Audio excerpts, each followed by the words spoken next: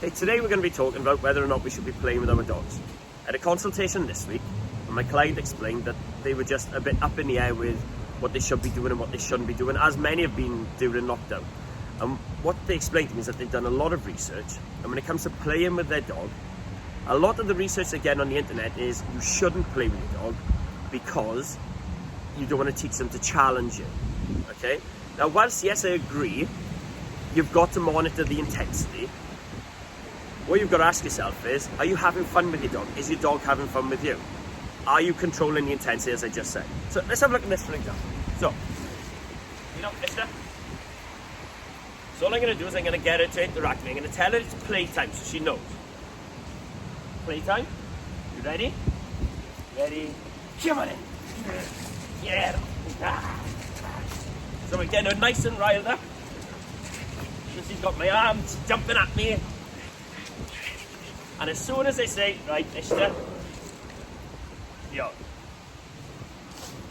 So as soon as I say, right, enough, sit down, I'm able to bring the intensity level from up here back down to there. Take a look at this next video. This is my wife playing with the Pomeranian, okay? This Wicket, my own Pomeranian, he doesn't tend to play with me as much. I don't know why. He's a little bit more sensitive, really affectionate to me, super obedient around the place, goes on loads of school visits with me and things like that. But he plays a little bit more roughly with the children and with my wife. So take a look at this video and see what you think.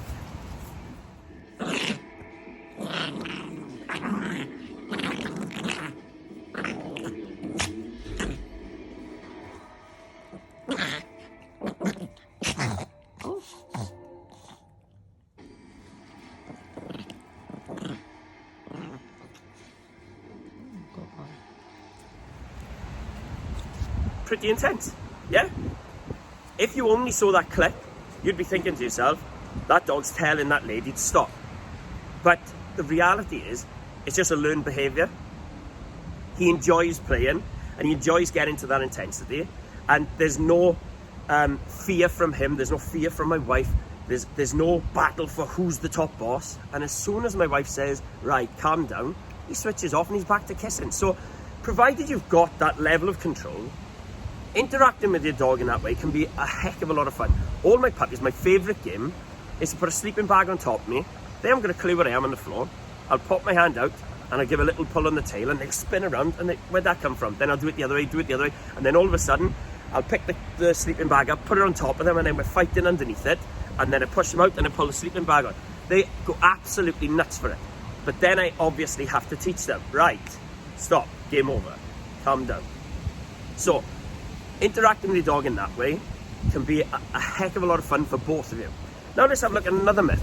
I get a lot of people that say to me they don't play tug with the dog. Same reason, because they don't want the dog to ever think that they can challenge me.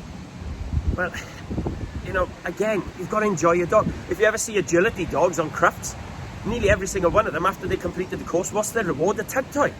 So if you're dealing with teething issues and they're jumping up and they're grabbing your arm and they're grabbing your top, well, put them into a game involving a tag, get all that teething into something productive for both of you, and all of a sudden you've got a tool that makes you more entertaining than the environment, that's going to help you with recall, and that's going to take all those teething issues away, because you're playing just like a child hears a bell rang and they're like, great, it's break time, we've got to go play football or go on the yard and play. Well, set times are like, right, playtime. So let's have a look at this now. Do you think Lilo all of a sudden thinks that she's challenging me? Let's have a look. Lilo, come on. Mister. Ready? No. That was too excitable. Ready? Okay, take. Come on. So, she's got a good grip. And as soon as I tell it, right, drop. So we tell her, a lot of training dogs will say, out. I tell her to drop. This is another thing I'm told. Some people say I do play... Right, get down, Rena. Some say I do play tug with my dog, but I always make sure I win. Well, where's the fun in that for the dog? Let's see again now. If I let her win, does she let me go and pick it back up off her? So, ready? Lilo. Ready. Okay, take. Good girl. Right, then let her win. She's taking it off. So with that, let's have a look. So we'll step in. Right, drop it. Thank you. And now I've taken it back. So the moral of the story here is to always ask yourself, are you looking upon this with common sense?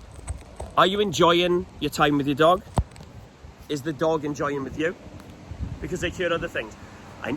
Dogs can never go through the doorway before you. Well, if it suits you to turn around and go, come on in. Do they all of a sudden turn around and go, right, you're not allowed in now because I'm the boss? No.